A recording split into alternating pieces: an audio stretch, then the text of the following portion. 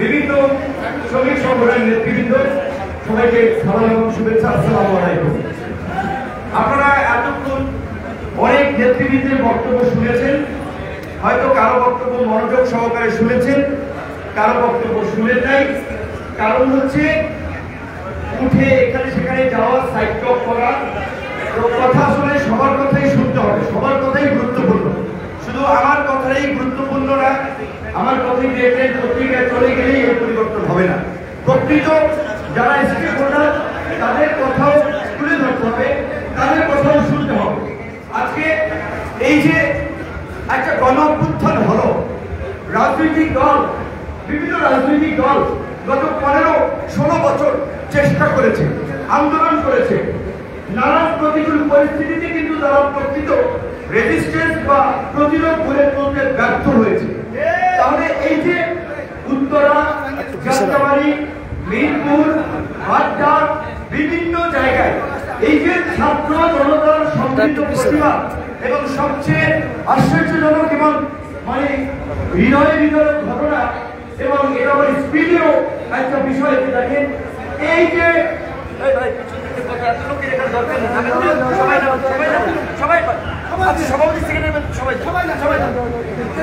এখানে সভাপতি সেক্রেটারি ভাই সবাই বসে এইটাই খারাপ, এইগুলো করা যাবে না।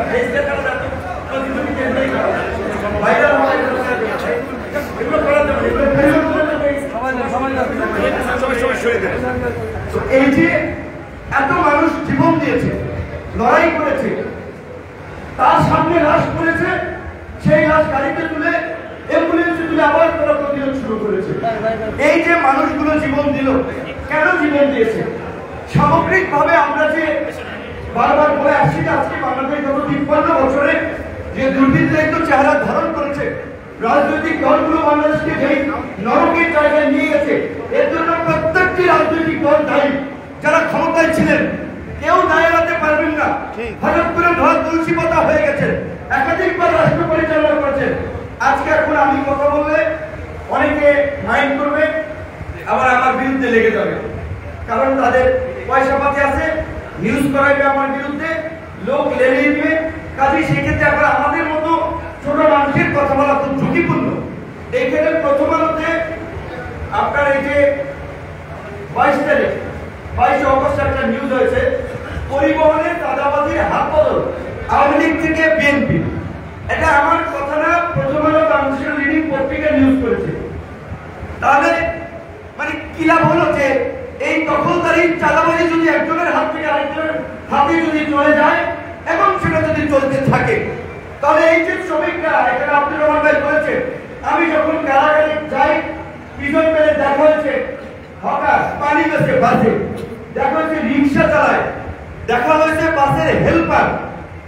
ছাত্রদের আন্দোলনকে অবশ্যই আমরা গ্লোরিফাই করছি, আমরা সম্মানিত করছি, টকশো করছি, কলম দিচ্ছি, তরুণদের নবজাগরণ, তরুণদের অদম্য শক্তি, এটা যেমন ঠিক, একই সাথে এই আন্দোলনের যে স্বাভাবিক ছাত্র জনতা শ্রমিকদের যে কন্ট্রিবিউশন, সেটা কোনোভাবেই অস্বীকার করা যায় না। ছাত্রদের প্রতি আমাদের সবার আবেগ আছে, আমরা কেয়ার দিচ্ছি। কয়েকজন শ্রমিক নারায়ণগঞ্জ থেকে যাত্রাবাড়ি থেকে এসেছে, রক্ত পড়ছে, চিকিৎসা করাতে পারছে না। এই যে সরকারি ভাবে দুটো হসপিটালে চিকিৎসা দেওয়া হচ্ছে, আপনার সিএমএইচ এবং ঢাকা মেডিকেল, এটাও কিন্তু অনেকে জানছে না। কাজী শ্রমিক ভাইদের মাধ্যমে এখানে টেলিভিশন, পত্রপত্রিকা, গণমাধ্যমের মাধ্যমে আমি জানাচ্ছি, এই নিউজটা আপনারা অন্তত একটু প্রচার করবেন যে আন্দোলনে আহত সকল শ্রেণী পেশার মানুষের জন্য ঢাকা মেডিকেল এবং সিএমএইচ এর আর্থিক সহায়তা সহ সব ধরনের চিকিৎসা সেবা তারা দিবে। কিন্তু কেউ যদি আমার 5 লাখ টাকা খরচ হয়েছে আমাকে দেন, এইটা হবে না। আপনার যদি চিকিৎসা লাগে, ওষুধ কেনা লাগে, সেটার জন্য তারা কিন্তু আপনাকে সহায়তা করবে। তো আমি একইভাবে একটা পত্রিকার রেফারেন্স দিয়েছি, আরো কয়েকটি নিউজ পড়েছিলাম। আপনারা জানেন যে পরিবহন খাতে সন্ত্রাসী বলেন, মাফিয়া বলেন, গডফাদার বলেন, সেটি ছিলেন ঢাকা মহানগর দক্ষিণের সহসভাপতি এবং এই যে সড়ক পরিবহন শ্রমিক এই দোকানের জোর করে যে দোকানদার ছিলেন খন্দকার এনায়েতুল্লাহ। 15 বছর আগে ভাই সহ সবাইকে বলছি, আমার কথা বিশ্বাস করা লাগবে না। 15 বছর আগে সে কয়েক কোটি টাকার মালিক ছিল, আর এখন প্রায় 1000 কোটি টাকার মালিক হয়েছে। এখন এনায়েতুল্লাহ দেশ থেকে ভেঙেছে, কিন্তু তার যে পরিবহন সহ হাজার হাজার কোটি টাকার প্রপার্টি আছে। ইতিমধ্যেই দেখতেছি পত্রপত্রিকায় নিউজ হচ্ছে, অনেকে নাম পরিবর্তন করে সেগুলো ভাগ বাটোয়ারা করে চালাচ্ছে। এবং এই ইনায়েতুল্লাহ সহ এই যে শ্রমিকদের রক্ত চোষা মাফিয়া গ্যাং, তারা এই যে ইউনিক হাইস বুরাজ টাওয়ারে আপনার এই যে সড়ক পরিবহনের অফিস থেকে শুরু করে গুলিস্তান, মহাখালী, যাত্রাবাড়ি, হায়দ্রাবাদ, জামতলী সমস্ত অফিসগুলো কিন্তু আরেকটা দখলদার দখলে নিয়ে গেছে। রাতারাতি কমিটি হয়ে গেছে। কিভাবে কমিটি হলো? কে তাদের অথরাইজেশন করেছে? এই সমস্ত দখলদারদের বিরুদ্ধে মালিক শ্রমিকদেরকে ঐক্যবদ্ধভাবে লড়তে হবে। একটা পয়সা আপনারা আজকে থেকে চাঁদা দিবেন না। আমরা জানি এটা ওপেন সিক্রেট ব্যাপার। পরিবহনের যে চাঁদা প্রতি বছর টিআইবির মতো একটি গবেষণা প্রতিষ্ঠান পরিষ্কারভাবে তথ্যের উপরে ডিপেন্ড করে বলেছে 1855 কোটি টাকা প্রতি বছর এই যে চাঁদা ওঠে এখান থেকে। এই চাঁদার ভাগ পায় কারা? Traffic police, BRTA, highway police, রাজনৈতিক দলের নেতৃবৃন্দ। কিন্তু বর্তমান এখন পুলিশকে আমরা সংস্কারের দাবি তুলছি। দুর্নীতিবাজ, দলবাজ, অসৎ অফিসারদেরকে ইতিমধ্যে চাকরিচ্যুত করা হচ্ছে, বাকিদেরও চাকরিচ্যুত করা হবে। কাজী পুলিশ এখন একটি পেশাদার জনবান্ধব বাহিনীতে পরিণত হবে। তার জন্যই আমরা রক্ত দিয়েছি, জীবন দিয়েছি। ঘুষ খাবে না, অন্যায়ভাবে ট্রাফিকের কোন পুলিশ কিংবা থানা পুলিশ এখন থেকে 1 পয়সা ঘুষ দেওয়ার সাহস দেখাবে না। যদি ঘুষ চায় আপনারা আমাদেরকে বলবেন, সবাই মিলে ঘুষ করে অবস্থা ভালো না বাজাই। পুলিশের পাঠ গেছে, হারিয়ে নর্মাল পুলিশ ধরেন চাঁদা নেবে না, বিআরপিএ একেবারে সোজা হয়ে যাবে। সেই ধরনের উপদেশটা আমাদের সেখানে দায়িত্ব পালন করছে। সবাই ভালোভাবেই জানেন যে ছাত্র জনতা একটা বৈষম্যহীন, দুর্নীতি মুক্ত কল্যাণ রাষ্ট্রের জন্য লড়াই করেছে, জীবন দিয়েছে, আর অত্যবধি লড়াই করে যাচ্ছে। কাজী কোন ঘুষখোর দুর্নীতিবাজ মাফিয়ার অস্তিত্ব এই দেশে থাকবে না, চাঁদা নিবে না। এইবার আছে রাজনৈতিক দলের পাঠ। এইখানে বিভাজন আছে। আমরা যেমন বলছি কোন চাঁদাবাজি চলবে না, বাস মিনিবাস থেকে গেট পাস, জিপি এই সমস্ত নামে যে 70 টাকা করে নেওয়া হচ্ছে, এইখানে কিন্তু বড় একটা টাকায় নাকি কাঠের পুতুল হাত হয়, বুঝছেন তো? তাহলে এই যে 1000 কোটি টাকা, এইটা তো অনেকে রুটি রুজি বাণিজ্যের ব্যাপার। কাজী যারা তো তাদের টাকা পয়সা দিয়ে মানুষ পাবে, সংগঠন বানাবে, তারপরে আপনাকে আমরা যে প্রতিবাদ করছি আমাদেরকে তারা ভিলেন বানাতে চেষ্টা করে। আমাদের পরিষ্কার কথা, স্থানীয় সরকার মন্ত্রণালয়ের এক প্রজ্ঞাপনে যেমনি ভাবে সমস্ত আপনার উপজেলা চেয়ারম্যান, পৌরসভার মেয়র, সিটি কর্পোরেশনের মেয়রদেরকে বিলুপ্ত করা হয়েছে, একইভাবে সেটা যথাযথ অথরিটি করবেন। এই যে চাঁদাবাজির যে দোকানগুলো ছিল যাত্রাবাড়ি, মহাখালী, গাবতলী সমস্ত বাস স্ট্যান্ডে সমস্ত দোকান অনতিবিলম্বে বন্ধ করতে হবে। এই দোকানে যারা বসবেন আপনারা সবাই মিলে হাত পা ভেঙে দেবেন। পরিষ্কার কথা, কথা বলা যাবে না। চোরাই রাহি সরে ধর্মের কাহিনী। কাজে এই যে লুটেরা মাফিয়া গোষ্ঠী পুতু পুতু করে কথা বললে এরা শুনবে না। এরা যেমন কুকুর তেমন মুগুর নিয়ে আপনাদেরকে রাস্তায় নামতে হবে। পরিষ্কার ভাবে বলছি পরিবহন মালিক ভাইদেরকে, এইখানে এই সংগঠনটার সাথে আমি জড়িত আছি। তারাও যদি কোনোদিন 10 পয়সার চান্দা কিংবা অনুদানের জন্য যায়, আমি কিছু না করলে সাংবাদিকদের তো জানাইতে পারবেন যে বিপিনুর বড় বড় কথা বলছে, তার লোকেরা দেখতে করতেছে। পরিষ্কার কথা, আমাদের এই সংগঠনের নামে 5 পয়সার চাঁদাবাজি করে চলবে না। আমাদের শ্রমিক অধিকার পরিষদের সভাপতি বলছিলেন যে আহত শ্রমিকদের চিকিৎসার বিষয়ে তারা একটা ফান্ড গঠন করতে চান। শামীম ভাই উপদেষ্টা থাকবেন বলছেন।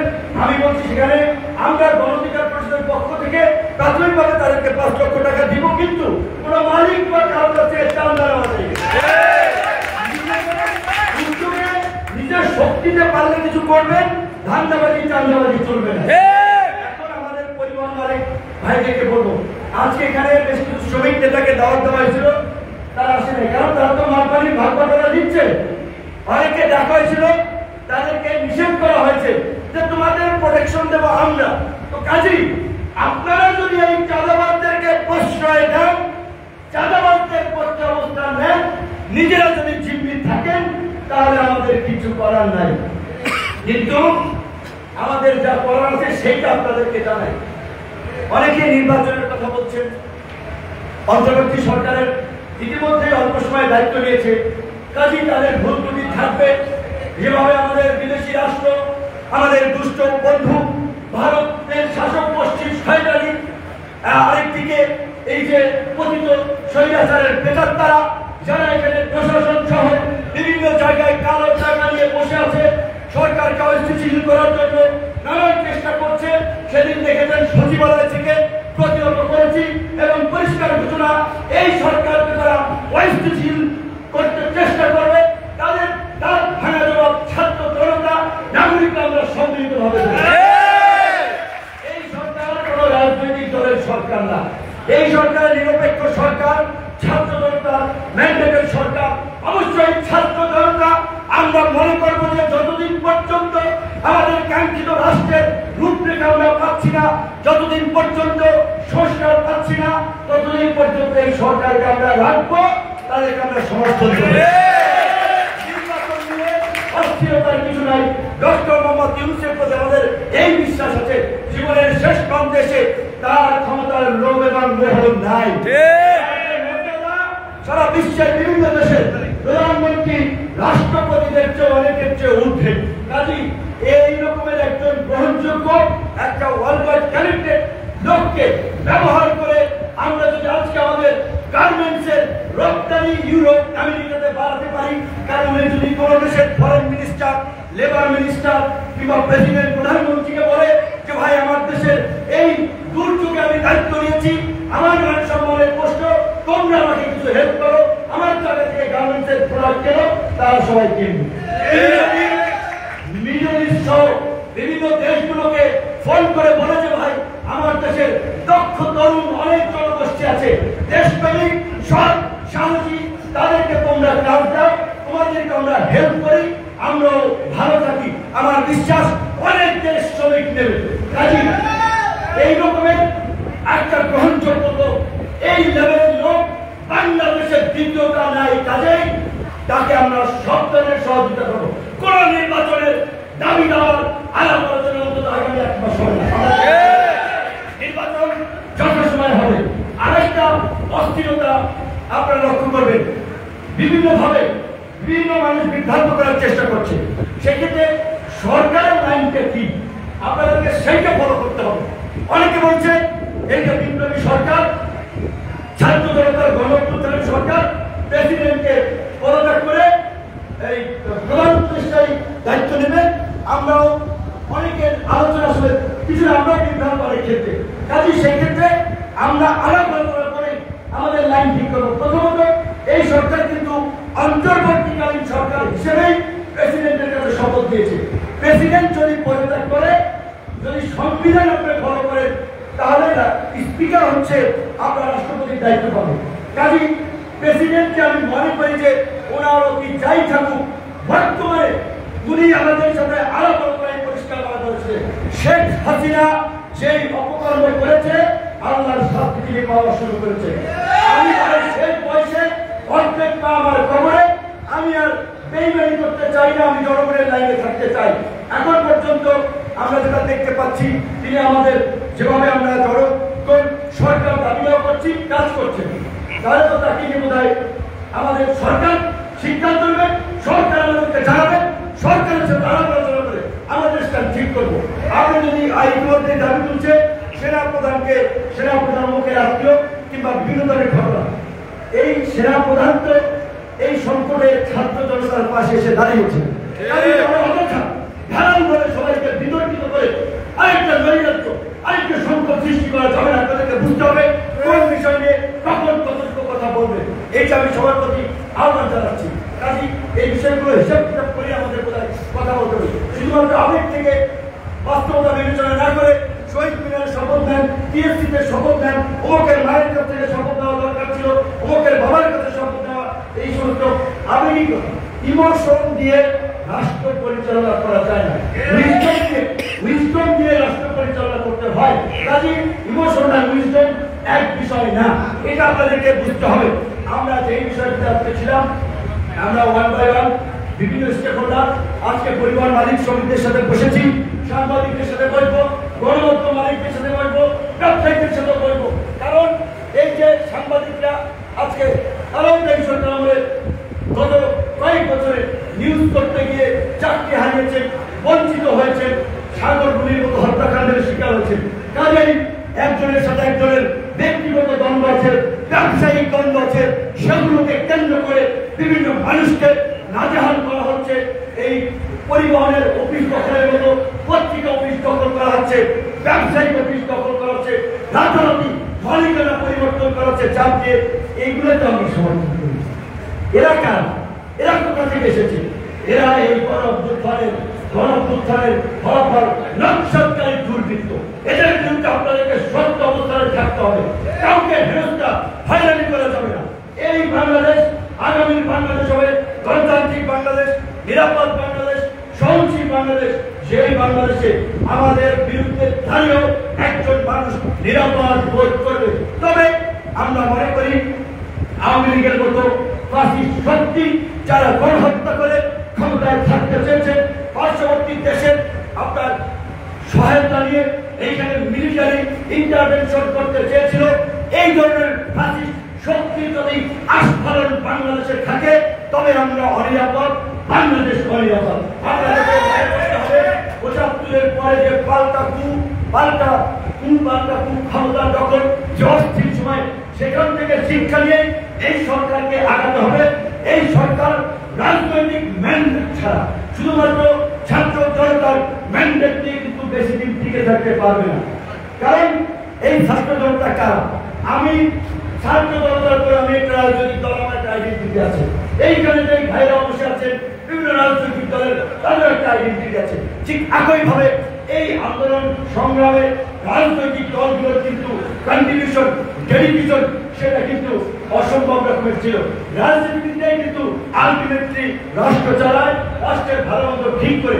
কাজেই আমরা অভ্যন্তরীণ ভাবে আলোচনা করেছি, জানাচ্ছি আপনাদেরকেও সাক্ষীকে আমরা বলতে চাই, এই সরকারের ২১ সদস্য বিশিষ্ট উপদেষ্টা পরিষদ দিয়ে কার্যত দেশের এই সংকটকালীন সময়, এই ভালনারেবল সিচুয়েশনে দেশ চালানো, দেশকে সঠিক পথে রাখা ডিফিকাল্ট। মিনিমাম সেখানে আরো ৮-১০ জনকে অন্তর্ভুক্ত করতে হবে এবং সেই ৮-১০ জন আমি মনে করি এই যে ২১ জন যারা গিয়েছেন তারা ম্যাক্সিমাম সবাই অরাজনৈতিক, তাদের কোনো রাজনৈতিক ব্যাকগ্রাউন্ড নাই। কিন্তু এইখানে বিএনপি, জামায়াত, গণ অধিকার পরিষদ সহ মেজর পলিটিক্যাল পার্টিগুলোর কনসার্ন নিয়ে যোগ্য, দক্ষ, সৎ, সাহসী যারা এই অন্তর্বর্তীকালীন সরকারে যাবেন, পরবর্তীতে তারা রাজনীতি করবেন না, এই কমিটমেন্ট অন্তত আরো ৮-১০ জনকে এই সরকারের কাঠামোতে অন্তর্ভুক্ত করা দরকার। একজন উপদেষ্টা আগে তিনি মন্ত্রী ছিলেন না, এমপি ছিলেন না, কাজে হঠাৎ করে যদি তাকে ২টা, ৩টা, ৪টা মন্ত্রণালয় দেয়, এটা ছেলে খেলা না, এটা সামলানো যাবে না। সেটা আশা করি সরকারের উপদেষ্টা, সরকার বিবেচনা করবে। আমরা এই কথাগুলো বিভিন্ন মহলে তাদের কাছে পৌঁছে দেওয়ার চেষ্টা করছি। আজকের বিষয়ের আলোকে আমি একইভাবে বলবো, আজকে আমি দেখেছি গতকালকে রূপপুরে গাজী গোলাম দস্তগীর সাহেব তার একটা টায়ারের ফ্যাক্টরি সম্ভবত জ্বালিয়ে দিয়েছে। এই টায়ার ফ্যাক্টরির মালিক যদি গাজী হয়ে থাকে, এখানে হাজার হাজার মানুষ চাকরি করত, সেই মানুষেরা কিন্তু বিভিন্ন মতের ছিল। এই যে একটা ফ্যাক্টরিতে আগুন দেওয়ার ফলে এই যে মানুষগুলোর কর্মহীন হলো, এই যে দেশের অর্থনৈতিক ক্ষতি হলো, এই যে যারা আগুন দিয়েছে তারা এই ক্ষতি পুষিয়ে দিতে পারবে না। কাজেই কোন শিল্প কল কারখানায় ভাঙচুর চালানো যাবে না, অগ্নিসংযোগ চালানো যাবে না। গাজী যদি অপরাধ করে থাকে অবশ্যই তার অপরাধ সীমাহীন, তাদের বিরুদ্ধে আইনের আলোকে ব্যবস্থা নেওয়া হবে। আমি মনে করি এই যে খন্দকার এনায়েতুল্লাহ ১০০০ কোটি টাকার মালিক অন্তত, তাহলে তিনি এই টাকা শ্রমিকদের রক্ত চুষে দিয়েছে। তাকে গ্রেপ্তার করে তার এই সম্পদ বাজেয়াপ্ত করে শ্রমিকদের কল্যাণে ব্যয় করা বসুন্ধরা এসআইয়ের মতো মাফিয়া লুটেরা অর্থ পাচারকারী ব্যবসায়ী গোষ্ঠী যারা অর্থ পাচার অপরাধ ভূমিদস্যুতায় জড়িত অনেক বিলম্বে তাদেরকে গ্রেপ্তার করে তাদের সম্পদ বাজেয়াপ্ত করে জনগণের কল্যাণে। কিন্তু এই সমস্ত মালিকদের কোন প্রতিষ্ঠানে হাত দেওয়া যাবে না, ভাঙচুর করা যাবে না। প্রয়োজনে আপনাদের যদি অভিযোগ থাকে আইন শৃঙ্খলা বাহিনীর সহায়তা নিয়ে সেখানে যাবে, আইন নিজের হাতে তুলে নেওয়া যাবে না। আর বিশেষ করে আজকে একটা কথা, আজকে আমি যাদের বক্তব্য শুনেছি বক্তব্য আমি সন্তুষ্ট না। আপনারা শুধু নগদ কিছু ইন্টারেস্ট নিয়ে কথা বলেছেন। এই যে পরিবহনের মালিককে ধরেন শুল্ক সুবিধা কমানো হলে ভিআইপি ভয়ে বন্ধ করা হলে কিছু সুবিধা মিলে ভালো হয়। আপনাদের যে আরো বড় ক্ষতি, এই যে একজন বাসের ড্রাইভার টেম্পু চালক 10-15 বছর গাড়ি চালানোর পরে হাড্ডি ক্ষয় হয়ে যায়, মেরুদণ্ডের হাড্ডি ক্ষয় হয়ে যায়, মাথায় কোমরে সমস্যা হয়ে যায়। তারপরে এই যে কালো ধোঁয়া দূষিত পরিবেশে থাকার ফলে নানান ধরনের শ্বাসকষ্ট শারীরিক জটিলতায় ভোগে, চিকিৎসা পান না সেই বয়সে। তার যখন যৌবন ছিল, কর্মরত ছিলেন, সেবা দিয়েছেন, বৃদ্ধ বয়সে সেবা পাচ্ছেন না, তারা ঘুরছেন। এই শ্রমিকদের একটা নির্দিষ্ট সময় চাকরির পরে কর্মের পরে তার স্বাস্থ্য তার সেই বয়সে বেঁচে থাকার জন্য দায়িত্ব রাষ্ট্রের দিতে হবে। এই ক্ষেত্রে মালিক এবং শ্রমিকরা সমন্বিত ভাবে একটা কল্যাণ ফান্ড গঠন করতে পারে। কিন্তু এই ইনায়েতুল্লাহ এই গত 15 বছরে সেই চাঁদাবাজি দোকান তৈরি করেছে, এই দোকান দিয়ে সেইটা হবে না। এই দোকানে যারা যাবেন তারা চাঁদাবাজ হিসেবে চিহ্নিত হবেন। এই যে 249টা নাকি শ্রমিকদের নিবন্ধিত সংগঠন, আমি আপনাদেরকে সাক্ষী রেখে আপনাদের মাধ্যমে জিজ্ঞাসা করতে চাই, এই যে করোনা কালে হাজার হাজার শ্রমিকরা না খেয়ে কান্না করছেন, আসতো না কয়েকটা শ্রমিক সংগঠন তাদের পাশে দাঁড়িয়েছিল। এই যে ছাত্র জনতার গণঅভ্যুত্থানে এই যে আমার ভাইরা আহত হয়েছেন, নিহত হয়েছেন, কয়েকটা শ্রমিক সংগঠন তাদের পাশে দাঁড়িয়েছেন। তবে এই সমস্ত ভুল নাম সর্বস্ব সমস্ত সংগঠনের নিবন্ধন বাতিল করে যারা বর্তমানে কার্যকর শ্রমিক বান্ধব কাজ করছে, শ্রমিকদের পাশে আছে, তাদেরকে নিবন্ধন দিতে হবে, তাদেরকে নিয়ে কাজ করতে হবে। আমি আমার সর্বশেষ এইটাই বলে আমি শেষ করতে চাই। এখানে সমিতি আমাদের ভাই আছে, মালিক সমিতি ভাইয়ের আছে। দেখেন শ্রমিকদের কথা আমরা বলছি, মালিকরা যদি না থাকে শ্রমিকদের কর্মসংস্থানে কি হবে? কাজেই মালিকদের স্বার্থ সুরক্ষার বিষয়টাও অবশ্যই শ্রমিকদেরকে দেখতে হবে। মালিক শ্রমিক মিলেমিশে কর্ম পরিচালনা করতে পারলে, পরিবহন পরিচালনা করতে পারলে সবকিছু অর্জন সম্ভব। তবে আমাদের পরিষ্কার, এতদিন মালিকরা আমরা জানি অমুক রাজনৈতিক দলের প্রোগ্রাম 10টা 12 দিতে হবে দেশে, অমুক রাজনৈতিক দলের প্রোগ্রাম 5 তারিখটা অনুদান দিতে হচ্ছে। আজকে থেকে আপনারা 1 পয়সাও কোন সংগঠনে চাঁদা কিংবা অনুদান দিবেন না, এবং যেখানে যেখানে চাঁদা উঠত, টেম্পো স্ট্যান্ড, বাস স্ট্যান্ড, আজকে থেকে কোন টেম্পোওয়ালা ভাই রক্ত পানি করা 5 টাকা ওই ধান্দাবাজদেরকে দিবেন না। কোন 70 টাকা না 7 টাকাও দিবেন না। আর যদি কোথাও চাঁদা যারা তুলছেন, হুঁশিয়ারি দিয়ে বলতে চাই, আগামী 24 ঘন্টার মধ্যে দোকান বন্ধ করে এলাকা থাকুন, অন্যথায় হাত পা ভেঙে ঘরে পাওয়া যাবে।